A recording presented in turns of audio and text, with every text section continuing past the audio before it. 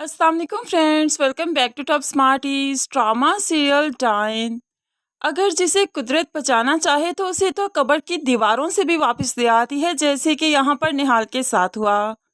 कब्र खोदने वाला इसे दफना ही रहा था कि इसने बचाओ बचाओ जब पुकारा तो कब्र खोदने वाले ने इसे जल्दी से निकाला और इसे एक डॉक्टर के हवाले कर दिया, जिस डॉक्टर ने इसका खूब अच्छे से इलाज किया।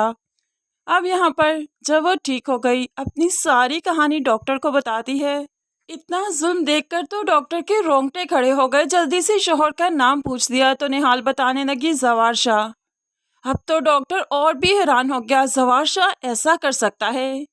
जवार शाह को ये डॉक्टर बहुत अच्छे से जानता है, क्योंकि बरसों से जवार शाह अपनी बीवी के साथ इसके पास आता है और प्रेगनेंसी का इलाज करवाता है ताकि बच्चा पैदा हो जाए, लेकिन बच्चा कुदरती ने दिया ही नहीं और अब उन्होंने ये तरीका निकाला।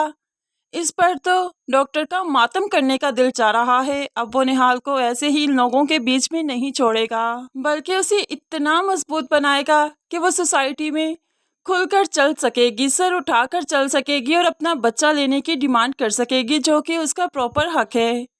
अब यहाँ पर कुछ वक्त गुजारा गया। इस वक्त में निहाल की माँ जवार शाह के घर बार बार जाती है अपनी बच्ची को देखने, उससे मिलने, लेकिन वहाँ पर बच्ची है ही नहीं।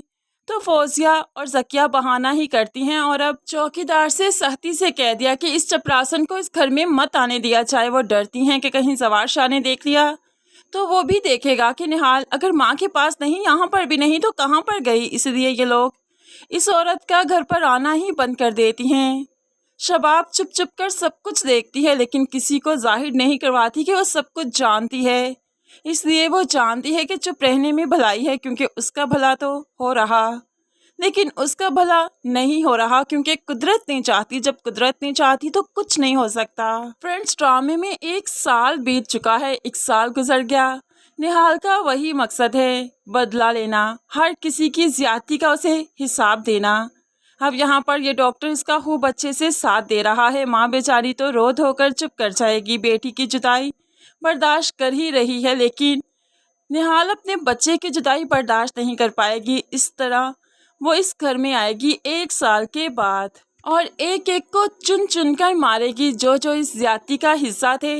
इवन की जवार शाह भी तो इस ज्यादती का ही हिस्सा था, उसने भी तो निहाल के साथ बेवफाई की। वो सबसे बदला लेगी, हर किसी को इसके अंजाम तक पहुंचाएगी, क्योंकि अब वो इंसान से डाइन का रूप धार चुकी है।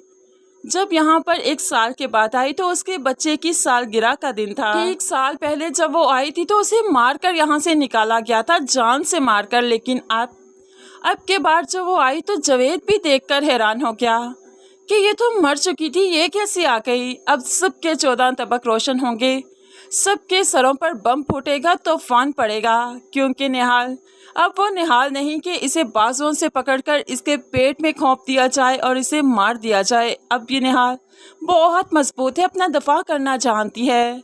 ऐसे ही निहाल जब कमरे में आई, आगे बढ़ी तो अपने बच्चे को देखकर उसके ऊपर से लाखों पैसे वारने लगी। जवार शाह ये देखकर हैरान कि ये इतनी अमीर कैसे हो गई, और शबाब ये देखकर हैरान कि ये जिंदा कैसे है। अब यहाँ पर इनकी हैरानगी तो हैरानगी ही रहेगी, क्योंकि अब निहाल किसी की बातों में नहीं आएगी। तो फ्रेंड्स, अपकमिंग एपिसोड्स बहुत मज़ा आने वाला है, इनमें बहुत बड़े बड़े ट्विस्ट आने वाले हैं। क्या आपको अपकमिंग एपिसोड्स का इंतज़ार है या नहीं, ज़रूर कमेंट्स में बताइएगा। मज़ीद वीडियोस के लिए चैनल को सब्सक्राइब करके साथ बेल नोटिफिकेशन ज़रूर प्रेस कर लीजिए, ताकि आने वाली हर वीडियो बहुत आसानी से देख सकें। दुआओं में याद रखिएगा, अपना बहुत सारा ख्याल रखिएगा। नई वीडियो तक के लिए अल्लाह हाफिज़।